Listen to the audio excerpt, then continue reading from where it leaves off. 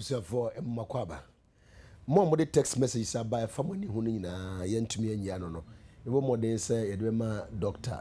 Desmond. Na next time be our bar, obi to me a yano ama enti. So one to say about the so a bre any drama duntementia. Nano pay and come my no efa yeninam and kanea. If you say Sabri ya can say that is a buy and in sa question crata biasia. Nina efa enyinam ahode a entumi enyina no enyinam ahode ne ntumi nyina na yebisa se de ye ebetumi ama problem ahese enyina ye komu aye ho tete no ye frimu ana se daachi bi se ye mfa ne se mfie be se edu ana se duonu achi na ye ma na ye nananom omososo mekoso ensofa problem aye sofa ibi megiri se ade also my Ghana ye dwen ho nti yebisa ho asem yesi G to produce 1200 megawatts yetiti say ya 50 100 500 and so still you dum so Ghana signed $7 billion contract with Eni to produce oil gas keep 3 points ahoto be na de bebree we nyina ye nsema yebisa now bosumi mu controller accountant general de atudwo say admayefo be ye say empem du 9 de omo salary no be delay ye di sika nyina akọwe nkonfam bronyan a kire se ye ni abresa ye kura ye benya kura nka yetu akaba 15 ho baabi afedi ekoduru sabre ye se be delay adan a ye se input na wo se adwumayefo mpanimfo binum grata omo de adwumayefo ye kunum ye nuanom ye yerenom ye namfonom omudi hihyehyɛ so no omo de ba accountant general department no na afei omudi adanse se ampa kwabra kukufu where teacher ni George Kuntu Blankson or Yedma or Ministry of Agriculture or man Fankrata na uncle. I intino chese, woman die. Almost croma man for check. One modern crofoka. Tombe de akutumoka. Na mu delay ni sano. Ni pakodo saka sikana. Sabe musunsum ni etu. E be de ni yesunsum na sa ko resika no mu biom. Eno ya asema wo say bisa because amanfo ho papa enti adenti na wo say ba ne sa. Controller engineer say oh yes I said be ya ghost names be free wonti nkomo ayetwetwe no we na fa ho but mesan de bi so abam aburi kwan ya kan kwan ye say he said ya beto dwane say enade na ye de boban say be ya say wo ka ti free na say yes na bi say kwakoto bo hwa no mu a ade no beje no akromfo start kwa wi asa ne ma no so eno so akromfo akwakofa eno akwa president e wo ko ye enti ye tena wa ma no so abidi enya na wonu ne nsem bia enna no pay ye nuanom honorable George Kuntu Blankson ye bone mrane se raskuntu never say die ono no MP no kono aba fi but so venya ko bi raskuntu it say yes I do. All right honorable George Kuntu Blankson among other things were a former MP Mfantsman na mu so shefugu no afi yanka se nua Henry Kwabna Kukufu ne namfo penasem no pa bone mrane se Kwabna Kokko honorable ye lawyer ni wasanso ye forester wasanso ye MP wasanso ye bantamanian honorable Akwaba pombo kodi thank you bantaman the whole community we are seeing them many dikai from Florida mo amunim no from Florida ye boba bana se hode no ba pages abana ye wie kura enra me kokumase dwaben na me ankasa me nua Philip Kofi Boateng asese na dwaben hina hye na monyam say onno ye nana bibi ba Boateng a odikan Kofi nyame ma nkwatenten na ma bibi so emra dwaben mamu ye nyina ye tawachi ye bebo aso no na efese to da muntu kwan nko ye nko akurase ne ye nko hwe amamre enra nwentuma cha na nya asem ketwa I wish sen kamoko hwe bi na ese abrofosam na ya do so do honorable nkomo na ye hwehwe no and G to produce 1200 megawatts. This is not the first time at G and General Electricals US it say eba we omudimu pa na you see the biggest sub-Saharan project after the America Ghana crowd you see a beche power said ye tie no be say asema ye kendi edu na kwatere kwaso of a man to ma and I say gidie ne edeka and I say de ben we ni nsema abeto dwane but American Bruni aba say the nature say ebia anibere sem enura sa asem omoko kan ho asem opedua se lodge enti ebi tu ye nkane a problems yi ne how ya se ana question person bisa no ntipacho enti wa no pay yo tike me fasa konje suna na pa mechia etiefu a nyame ya dom na odi yankwa chen na ya sorry na more especially ekunfimai mo mu ina afi apa tike se ite ended da jumede okodo na o ma yeta ase de dam jumede a obaye ne ho nsunsuando anade ne ho mfaso no ye be hu no oye 2017 and 2018 mfe apema hebien dunson na mfe apema hebien duawotwe enti akoyere sabrofum yere ka oye futuristic plan ana da nkwama a oye generational thinkers obi odwen dama no ana osiesie nema madama to yenchema obesin ofio nti oya asempapa na mejidi disu de moyidu sum de omampen wa me yatase de mo rekodo yara orange obutwum damaji obutwum afi oye nyamene pa obutwum oma specific date but okade wogudu a wori ye ho adwuma worutu anamo na no nsunsuando no bi ne yehui anti mo memi fi de ye nyina ye o mamba pa dumso no orha ye nyinara menyo twumi nyadoa oka ye nyinara aje mpanyfu ka bi de sahwene ka na nyiwa so aka azaza anti ye nyina ye de adwene papa na nsusu pa na akoma pa na mpaebo ye de beta ekiri de anamo a ye mampan rutun onfo bibi pa bi mbro man ni ye nyina ye ho ntoye osande siyesi ye da adwombo ne beta ekiri de o amayo 70 anya he onye yi a maza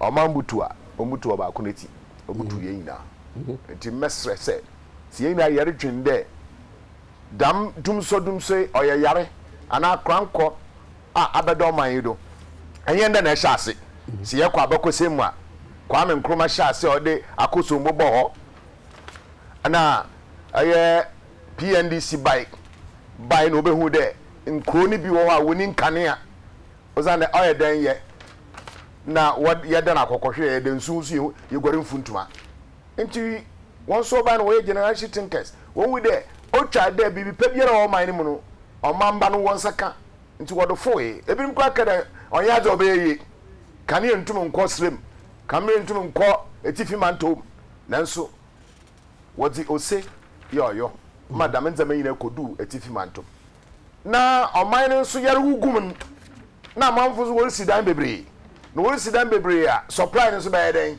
abokofem ozane wanye bia nka ho doma wo hon kan no sekaya ana ye wo excess power a ye bi koma lo ye fa Togo ye bi koma Cote d'Ivoire chede damati ne ban no na akoha kakra si ye di sie a ye ne bi am fan de energy banker nje dambri na se ye ndam so a ebi adambri so onye sika bi fim a wode bebo oman ataze nti ade no aye ye fan dan dua batabo itwene yi a besa usika na no nti mesre de moma ye nyina yanjena yo ne yemfa adwempa akomapa ne yemfa nte oman pennechi ne yenhwe de oman obefidam dumso ne ye de adapa atwa na nsam kekada yemfimi nda yemfimi kira osande waza yi no anaye abaya be cheche yanse am ye hunu ade cropotin ya oye ene oman manso so ye contribution because ye betimi aboa agisi hunu se ade ye aban so obeye opa beye ABCD amanfo so muru a mu play wo muni na nka betimi kura mpa because ye project ye daache assignment no yinyina yenim ubehwe aban bi beba yesi da bi ye kura contract no yenim ho hwe ene ade kwan be ne befa so asai ade pa ne ye ya ebetimi atra ase ne yenya so aba wo se yenya ana tike marama kan nsaman na mitie dam nsambise ba madwenem de so bi bet wasa na ode humare so we point it dem na de bia obi se osika sinye bi wo so pese bonyim adaze enti kada yin ska bada watu ase no ba ni yim de kwaku eji 20 cedis enti obi so 1 million o million ya de nya bi enti oba no sunu bisa enti mo mesuma sre de nsusunya eje bisa mi mesre asoye na wodi dem dwedi a hye nsan bibia na ofadam nkane semi hu na na awie yi no wodi betugwa ozane so obi ti wasa oto wasa ase na obo na ti yin na ya betaboa na ye de esiye amamo se obi ta asena so obi kogine baby no orutwa abrodo or kansem ya amfata obi ka chene menua dan wo kan mesumi tibi enti mamba tumfutungu manyim na mamfa basabasa mba manyim ni yina yenye bataboa kokro ozane tikere bia me kan hwe ye wo mamba ko pe o a wo friend Ghana NDC obato Ghana MPP obato Ghana CPP obato Ghana the mama yoku ina botwam nanso na Ghana tewo intimo sie ina yere dwende obi a wode nesu obi an oye Ghana ba yenta nechi na mo ho ya adno oye bona yenka ntren na ontwenu mfi hu no nye mo man ye ya be fi de Ghana ba kra behwe ne yefa no kwar ado okumo man akohwi me na maka chaw akohwi pa obetuma pamatara hyewa na utiki won susum na so echi no na ehwera brother sem akoyisam because mo benye dinti orko se ne yanko na mo yin na yemfa korye na yemfa ntro man na mfide ndama Ghana ba fantam pefra na nchirima so enyeje Kwabra lawyer biggest sub-Saharan project G to produce 1200 megawatts of power you hope raise anase yemfa ye ni chewhwe yemhwe ni ye la tike mame mawa unianum ani adofo ehwe program nyina chine na wase fasida matwedi ampo na wo ka enra na muntu ya utu ya uko na yi na ekai me se wa obantama parliament yaja utumfa dauma afede nkawie wasi ne ho na ntweje autosu mienu parliament abrantie papa kifit on ye vice chairman nti yeso ekujano kosi adano ma okodan ho adi na nyamini ni penim na hom ka papa a chese na ya mo akwaba ne enuanu ma tin kwanso so tumfo so edo ase ebru lawyer we dey tetia onim se enidaso eni ahotoso e ka brabo ho faith and hope chirenokra sheye se yinya gidie ni yenya nidaso ene ahotoso ewo nyame mu enti eba mayosem ne senia yebu oman fa oman chechire fa ahotoso ene nidaso ya ade a eka ho bi enti eye se de dabinu yeken se da chika bia asem danso eniso ade hunu na ba eye na ekowie pewa na afi hunu sampa de ni to so de kra na awira hie mu no awie pewa na afi de na ye de ho ase ya datwe de ampas na de ana ahometen ze utwumutan it remains a promise utwumutan esese enya ahotoso ne anidaso na ya ne ye pentem dodo je credit ne de ense boye kuku kra maya de me ye adwuma adan a makopa GM fo beba o mu be produce oil makopa G any for da asruji dia no G dia na any so no any dia exploration upstream oil and gas exploration we any dia omso mu be produce na o kan ye bi e kan tempa ni ame atiase thermal na eba na ana hydro near you near Sambe yana ana ye dia nuclear ana dia but medium susu se be thermal now we did story na daily times we read the kwachira kodru from us email to neka say you Mr. Email you di dominant ni mo buy no say he looked forward to the conclusion of negotiations with the government officials to pave the way for the project to take off in earnest. It teaches them no kasa ya ya tro ho nsem denden de wo graphic mu papers mu a menu e ka se ye na anya adapa atwa ne ade che se ye nwie ho kuntahudie no mpo. That is where the problem is. And no na a tie in eba be see de na wo ken so ihia say o man ye be ya man enti yenso so ye wo chefa bia na consultation bi akoso kwan ye be fa so a yenso ye betimi aboa simple sensuo kura na ese ye kwa na nyina na ese ye kwa de boa aso nipa no o manfo no den yenso ye betimi aye aminu yenso jitum. So now negotiations nimpo ye nwie ye ye de abeto abonten animanimu ya ye benya 1100 megawatts any ade biggest sub-Saharan project. Enti ye kan say me ofa wa makurom ne mredane agigi adem za abroso ye kan asem ne de ne ye wie episo man panin say 1000 megawatts ebeba na ni ochina eno na ekofa o how ni problem bre aben ene ya amayofu so hu. Enti it remains a promise. Fine, of course, negotiations is cost. At then I want to move nwie na munhu nkosi se ye the way aka we ye the way aka we ye the way aka ya sensan krata nyina wie ochina ye the aso bofom dwumadie no take off afi ye ne amanfo aye consultation ye nyanti ase ye nyanhunumu project is going to cost this ye best start see sabri be wie ni sabri ye wie a we na chese ka akoyefe anyway ebia abane style no so no de bia on de or the cat ni be di ponko nanim no de yense nemum ye bompae senior tibiara e your man Ghana project ebinum de kanfo abeye biko enti se ne aban we aba na ne penso na se dwumadi se bekoso a eye nhira ne adwempa ane nyina de tech nemum ye susu se emu na wo fan na fe dwuma no enko senior esefata na enkudrum finfini baabi na fe yete ha ne so ato abogas ya bai natural gas processing plant ya wie de no an ya how to atwa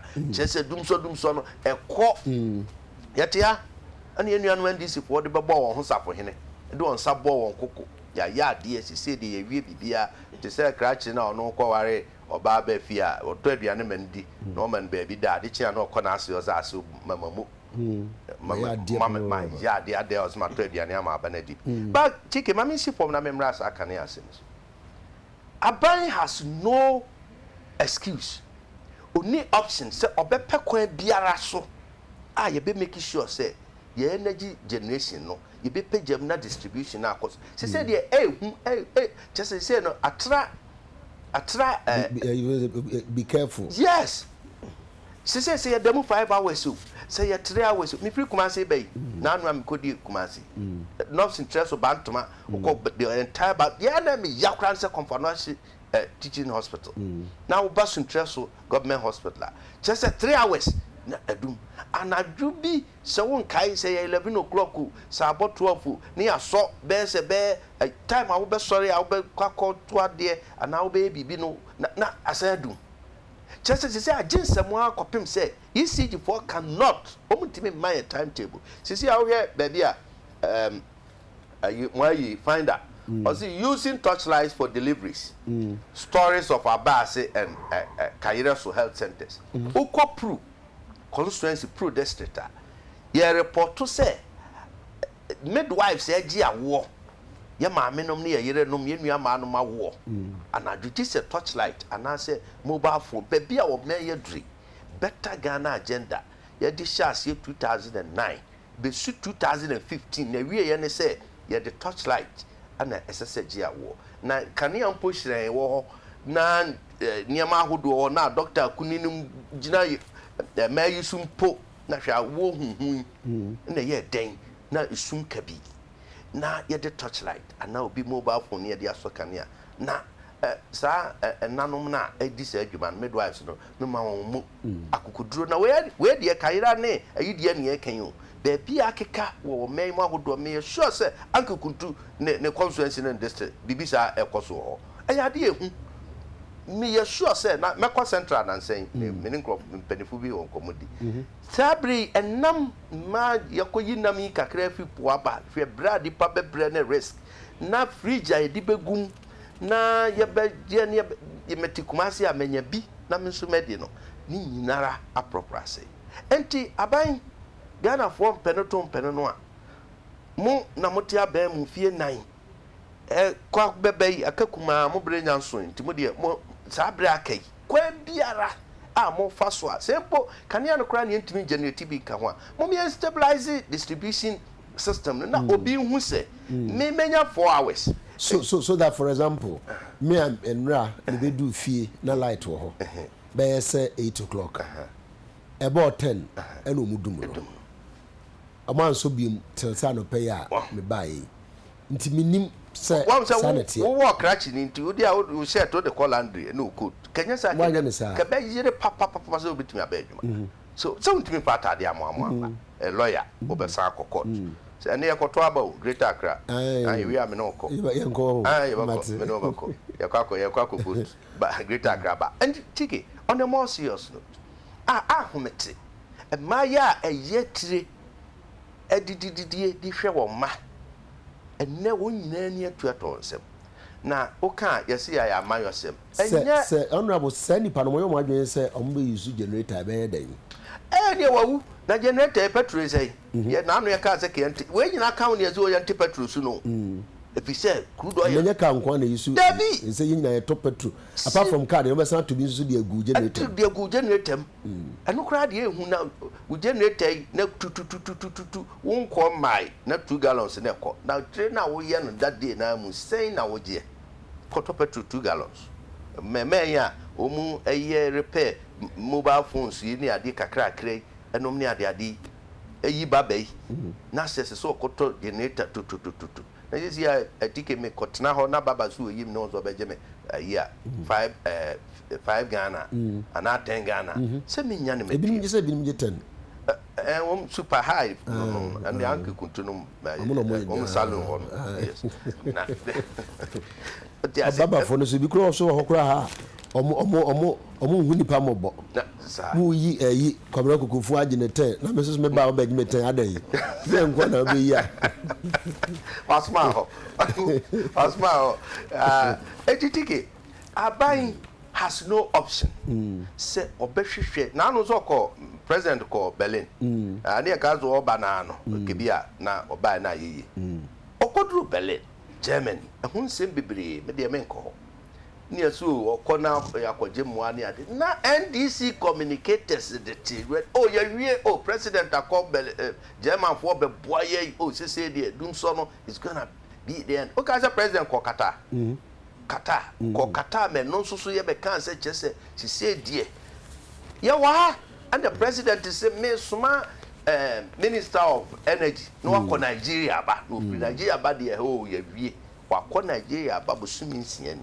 da hote de tie entimpa ne ebo say General Electric ane from o ma ba mu bi de we de enhwe ne nwie peyo negotiations biara sa aban ne won yen aban anyie na koma mu fita ne fan na onyina Ghana fo anem na yenye proper negotiations na onyame tonsuo mu ye de ye wo ho a ye beboa me na oni anke ba question ba kwa mbisa wonu wadno sa mbisa ye nyina ye nwe ho se asa interventions no doors no do ye planned anase ye wo ho a na ye te se US for so me bia na yakwaje na no ye se Turkey ye kwakofa badge bi afri ho any fu eso so ye so mo so ye two gas ni wi a ye benya bibi as minim say ye coordinated anase ye power ni ntino ye tia na ya som ye tia ye ko Germany mo fa bi mra anke kutana minim sa wo hwe de weti de meka ya me pede meka on de penfo bebe de nam dodo nsen kwan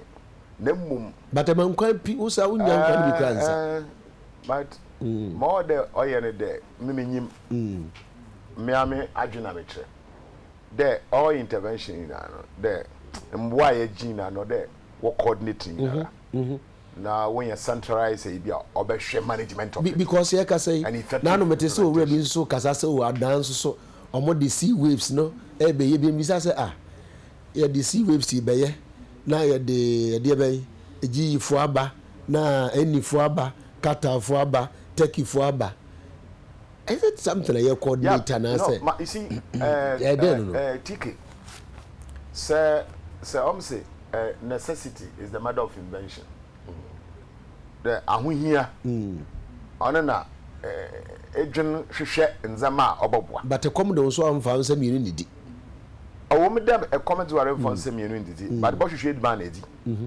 ataze before I don't say be made man okra ja hwehwe edman baby owo edi ataze enti bia yewo other alternative source of energy yewo wind yewo solar na yewo ye fancy hydro na yewo turbine na yewo nuclear enti say Japan ofi na sanemba comment one na ohu de mfande bia gare ni bari za obami odi dokuna obami na onyi bi wo ho enti so te de obiri do mi gare mpeda mete mo bi mo ozo mako na bema mkakra mete de obiri ma dokuna mako enti mi gini na mo do ye ni de Japan e coordinating na hu de dam de manya ama eche ma omba na ade asonju aba Adekye ma me answer question hono me de pa and that could be me pe obi a obetumi abekire you say why is solar not an option for us adentina yemma solar enye because awia no bop yenuanum China for you mo we na no minim se wahwe a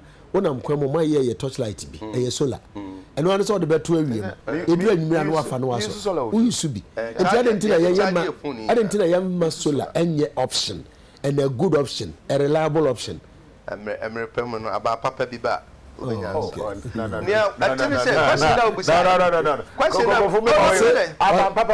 Also the Sun Party beba. Sun Party. Solar Party. No. That one. New Patriotic Party beba be you consider that option. Solar. But mumba na solar ho. Na yes trotro or your papa.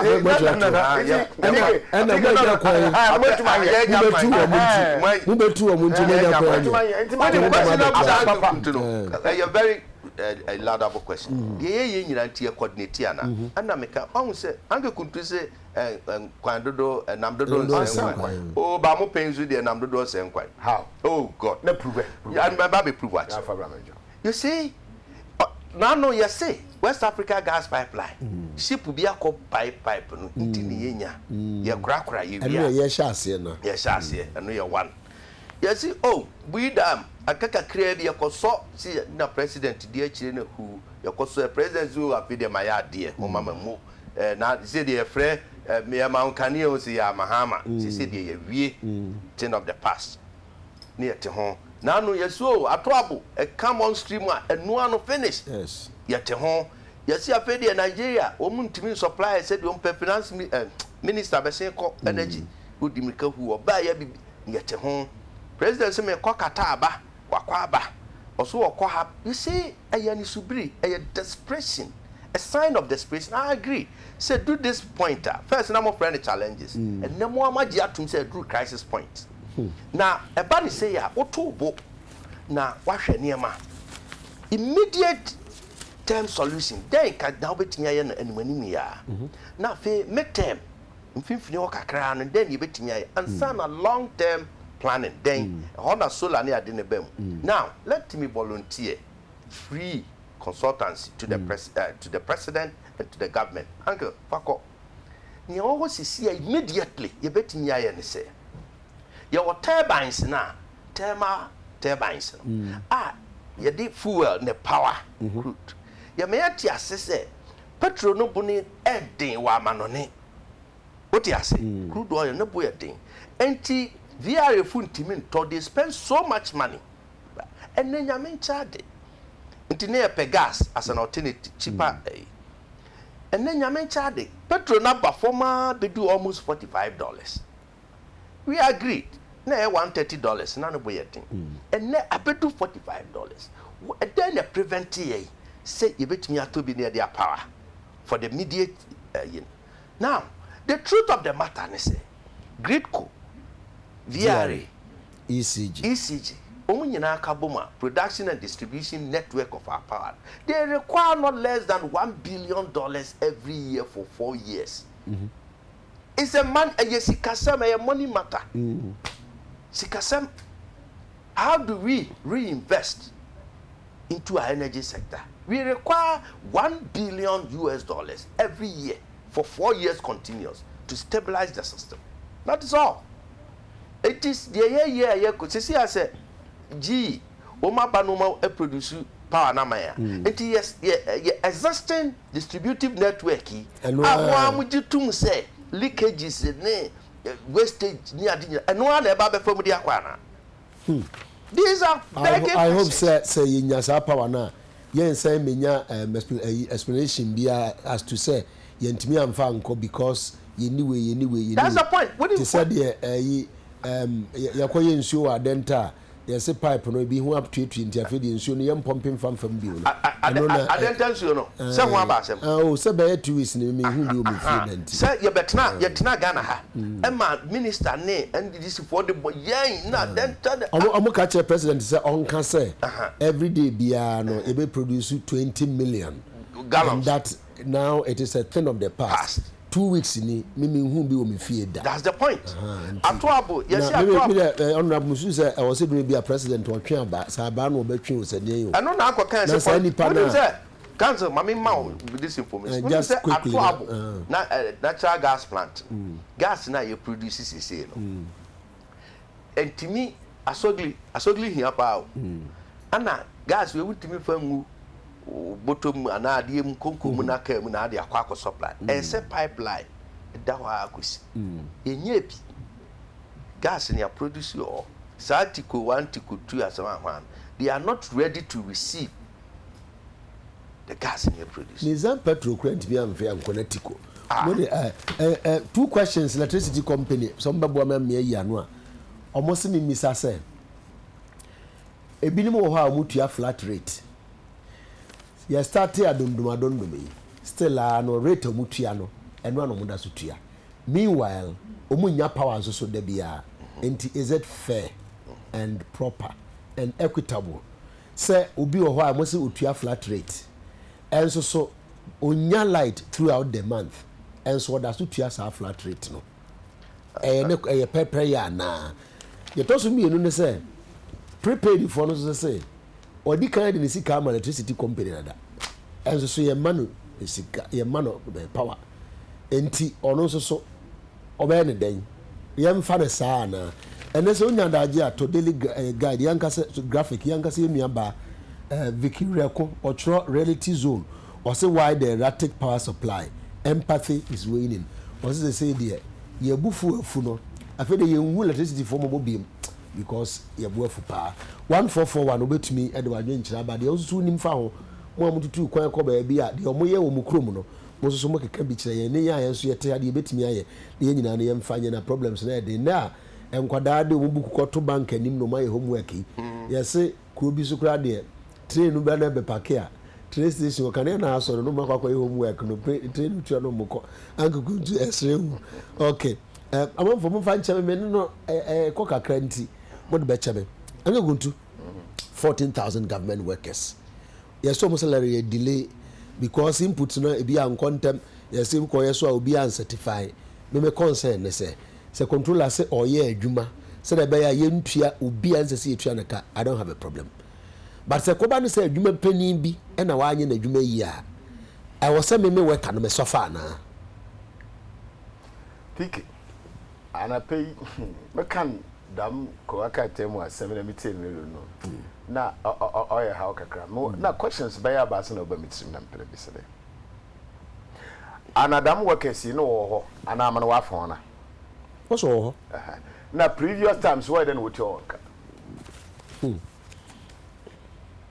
tiki ana say she also was say what the new system be about net through net na what the be fencing is it confirmation or whatever one way and greater crankot I'm going to duplicate the call at that regions then what is the use of our decentralization? Oh say no say decentralization is say we are the free cry grass and then decentralization I don't know why an crank for some time I'm going to whatever call the other region I didn't hear. So, system, yes, you're operating. You're operating in where?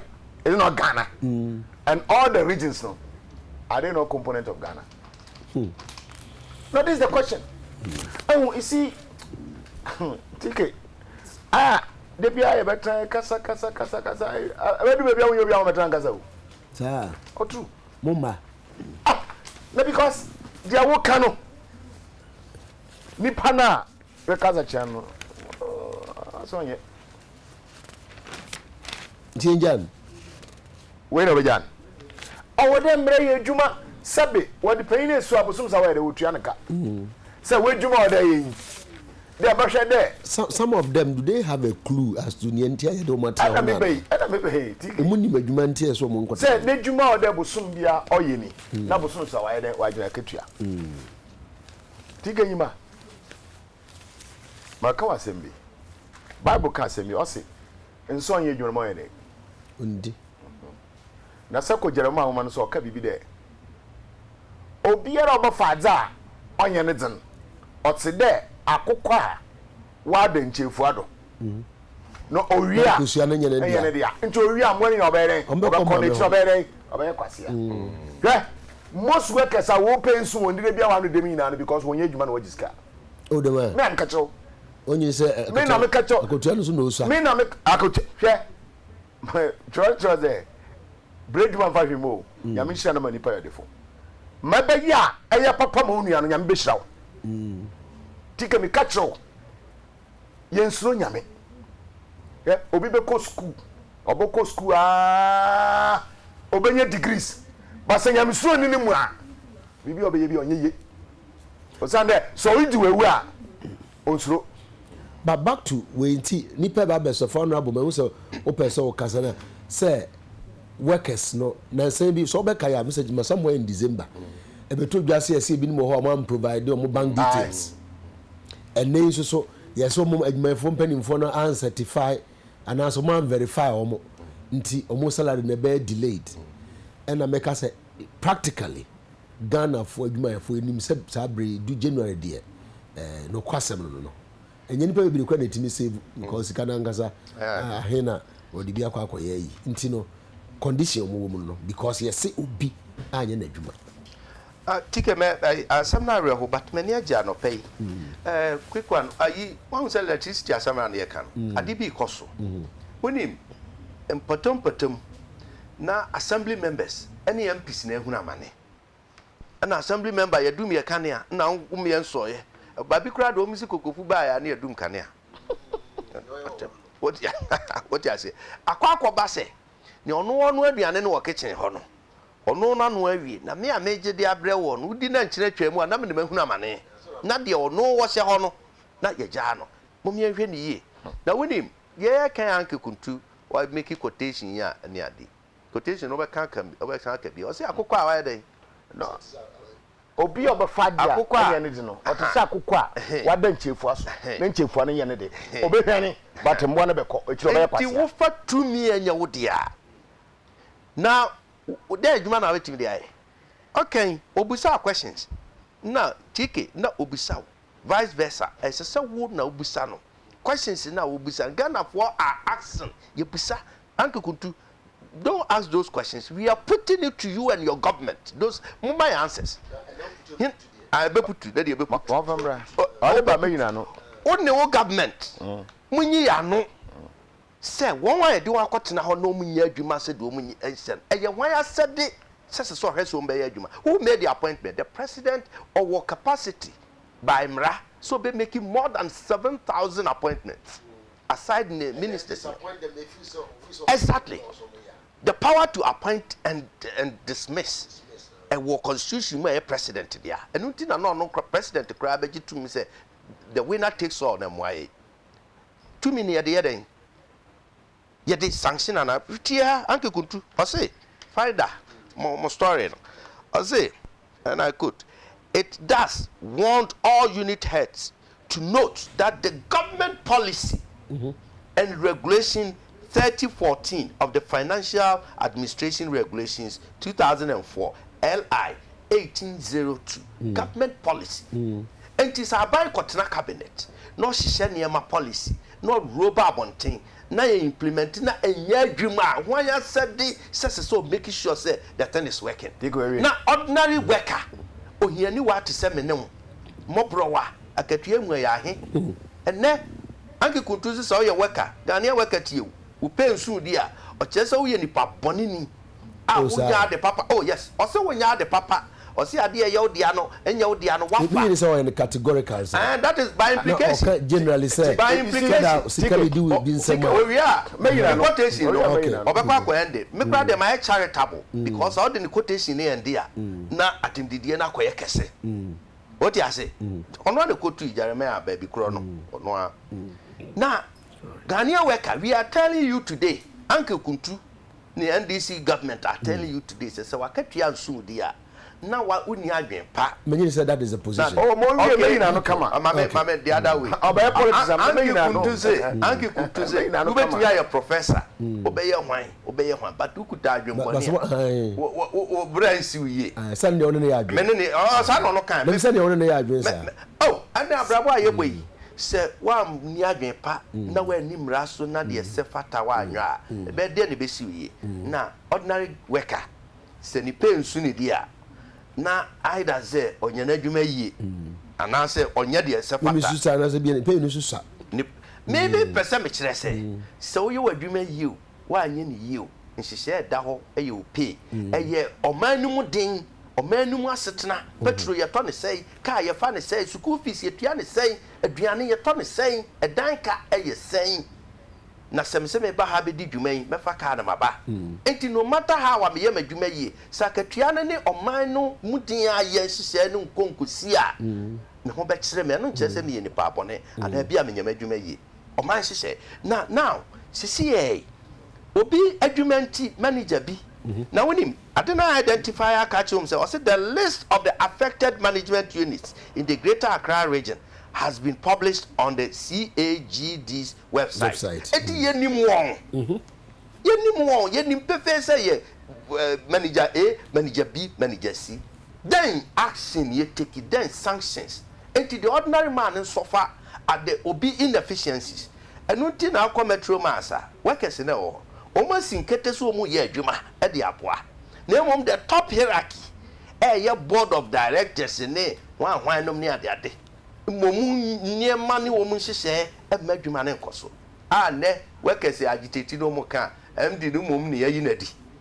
Na the deputy MD na no ko fare bae no ye se onyina nkyɛn keke. Ana ye replace MD no. A kyese ye sa niema we nyina na no boa. Ne ye hire ho asoma. Enti honorable Kokofo. Yes. Wo say lawyer ni me ye adwumani.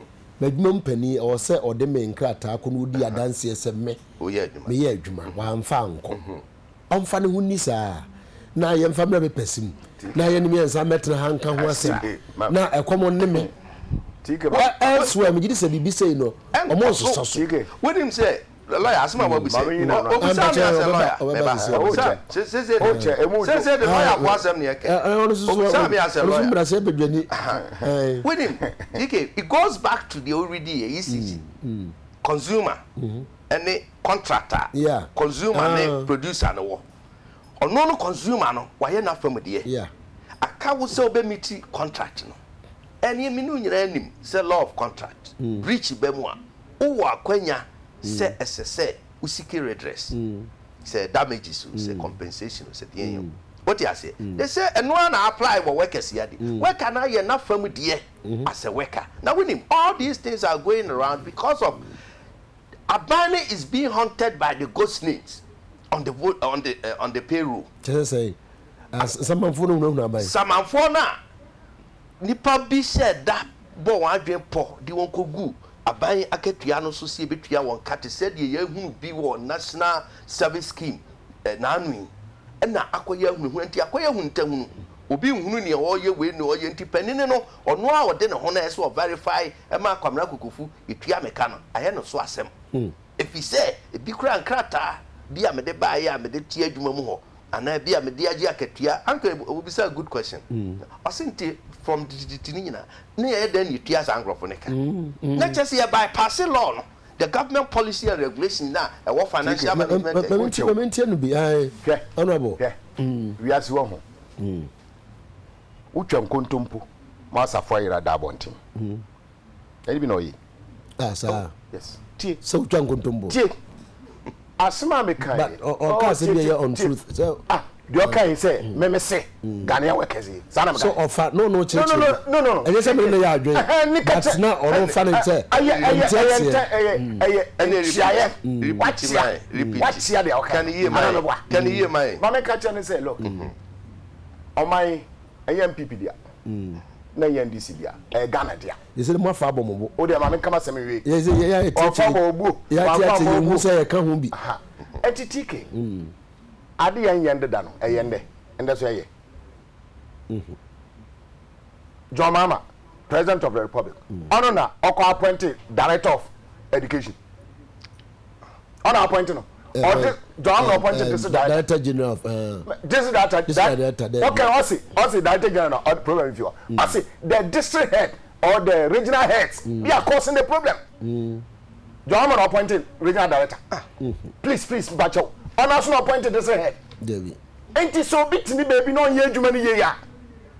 Me rata politics inti ye petum inti na ye fabone but was going to say we politics no to nchen yes yem fa ne say obi a director general ono ye head of institution na appointment ne de the baby no political and na say I mean obi pani bi na tesro hono number na me ya ban na mete hono mahunu say adwumayefo bi no ho a bosome so ye ntua moka na matese say director B even though nyama na appoint him directly district ono na wanye na adwuma yi ye ntimi nya ho hwe Miria ti ya so be kan yi o references am here no I was may refer to those people involved atase ne waye bone no a what na beto apaisu say yan kan wasem no na meka na ye bi ode na me no listen let's be factual objective and real see I can't amayosma man you see what's what they ferry warwa sunu jonko obu na ofi say kweti kwanti oba kasa eniama ehia na obaka de egu obi ne mase America cho say adawo twen se tumi nti we but honorable me say nipa na anya na adwuma na obetra ho saa because yeah me say directly me catch us me say first question there and under na nipa na ofo ma me say am question okay say no ye but na be problem yes abeye problem nti kwama na eba for so be nipa na why dem adwuma na why ye ne ye no I say dem watchna so na wan da betwe so me ana wo ani tina me me kire ma dwen say me man ensam kai say so office say nipa rentwena so a ni creator na odno buy no obetwena so oh God of mercy oh mercy creator out here mercy anka bi awu ya but creator there obi so wa and creator betwena so a onam nipa mu na otwe aso exactly so it nipa na so ma how many pa so on nipa na so no so on so be ne de but can you continue wa answer mene workers asam kan no o se dia me kan ne kontompo na ye bodo bra kan so watch me yes man ka dia no repeat o watch me asam no e ma me kura me kan because una o chechi but one kan watch me ka da ko ba tia no kotu Jeremiah ne bi kotu Jeremiah ko je Bible ko so for no be ko tama oni so for mama so for o se yi kokohwe de akukwa fa Sunday school kwa usu anya ne dia ena obutu so saa na nkukoma na papa omba ko mma me ho because nkusu anya ne dia wa bregu kwa saa no oka no titia no ya me kana ya Ghana oh na say yam fan say me dey fa to hu yam fan say tu mi nya o dey na o dey eni edene ne nam kuntura se na o ji tu mi a ti say dey santifo bebi e je say nyame amo hene na uko fight in Chesha se so wa no ekuta wudi saa tu mi no a bibia wo do nsaso mu biara ya mwana mde kokot bibiara do nsaso mu ewie peyo ya mwana mde kokot do petition asem no ana ka ana no kana dige oba bom paye kwasi ada first we so the first I am the president I am ya no problem and what is president in live to responsibility was said bio ana ya obi nya dwuma o say nya wo na tayi na wo Kenya me na nyame abetwe control wo de ma hwe nyame na hwe ni pe na be hu awi o se no hwe nyame no ade na de bua na ewie ne ye ya ne o hwe nipa no no me ma no we bishop Jackson ti I can come back with you seriously speaking me just say ade a wo say ye hwe ne ye of course na obi aye adwuma na untu ya ka say obi hwe ne ka then we pa ko na say verify no no what interpretation anyway remember text message God ya go ya me aduma me menda Asante Confederacy say Asante man o mehia e ba e no mfinhia aduo wotwe na nanom bebodwa na ya Asantoa oba besie a odi akon anim edi Asante manim ma ye de obroni kokko atiko ka afomu we nyina ye isu ere kai hunti was the 80th anniversary of the restoration of the Asante Confederacy Otumfo said to na afia ko bi say wampem the second Asante man the chiefs and people of Asante will hold a grand deba on the occasion of the 80th anniversary of the restoration of the Asante Confederacy 31st January 31st January kro ya so na yankase yewura director owura Oforisapon nesia owo no we free mu nti ye kugya no kwan kra enti ebusuafo ye ni abre pa nyagro ajamfo kwa kujam na ne adofo so ti me ka mo se sada no ho na text message TK ECG aye mistake papa your time aso see you do me light no so still omunum no me sra omu ba bi omu bi omedum no ne ho nta yen Michael me no ya agi ko munum sa ya ne yem hihie yentimi mu sa clip so se wi asina ba na wie yo yenim ko sa nwanwa TK, this is worse, the worst and disappointing government in this 4th Republic. The NDC should tell Ghanaians the truth and stop making noise. Mike, Asama, TK. Catch the uncle Kuntu say when you're preaching. Now one can control Asam no. Where Kwame no was men preaching him. Men can't already Asam. Can you also control no? All right, TK. Dabei and a UP tradition for Omu said to me, and we hear Ghana. Hey, oh no, I say power, electricity, power. I don't mean you say power. We few tema. Good morning, TK. Ya mention any program no. Was say honorable Kufu.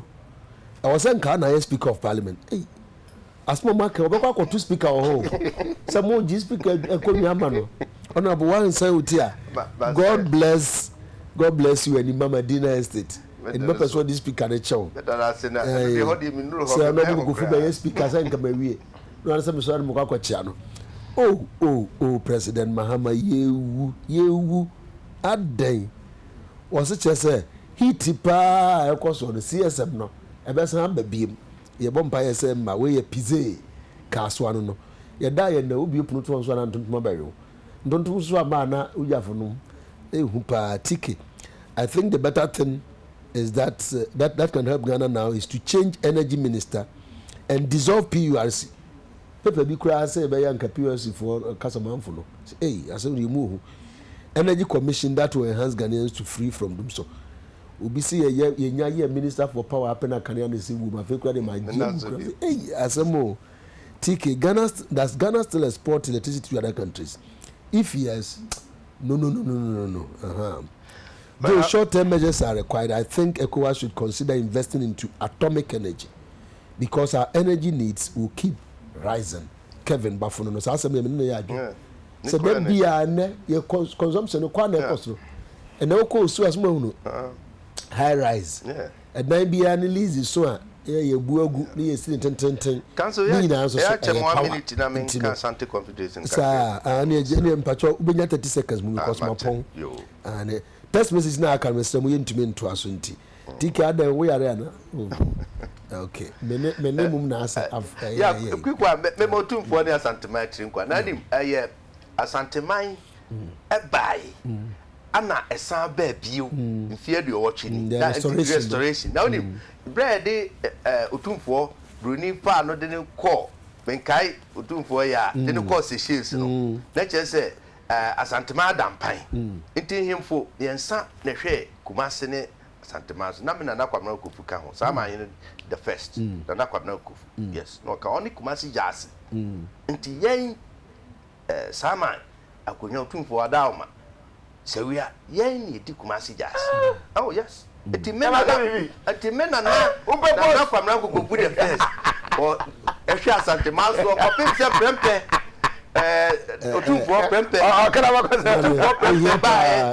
oba na esese osan sire Asantema bia ye restore enu na nifie aduowotwe ni nti otumfo so o shefa na odi so o she akra dani abre na ye bakwa kojan meme sa very we wakai oba na mesusu maso mesusu na na mesusu makamde se mesusu na na eno ni tiji a kire na fe ye kɔ na ye mesusu makaze ni kurom se ria no no stop pass ono ni kurom se ria no e ho story bi o ono abeka kire also tige e ko fi so stop pass antes most of them time wo be chichi fantifo you know aha nti meje true one friend Asantis so kokko bo bi kuma wo no ekunfi no stop Asantis o de do anu abeka ana makacho and one observe mu no abo George Kuntu Blankson MP former MP Infantimana Honorable Henry Kwabena Kokofu Yedemasipa MP for Bantama observe for project mu on a serious note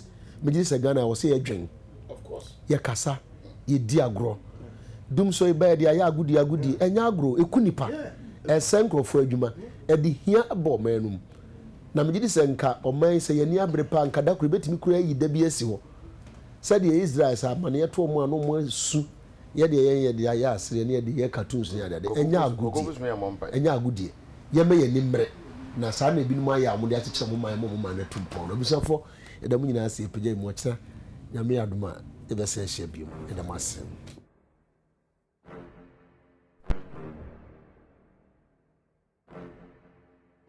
The nation is full of surprises. Be seen that we still live in crisis. Cantaman to Kokoshen Yama prices. ECG for some who play one more tactics. And then I doom so watching on a pipe. Tonyama so ne ye bedroom ne five.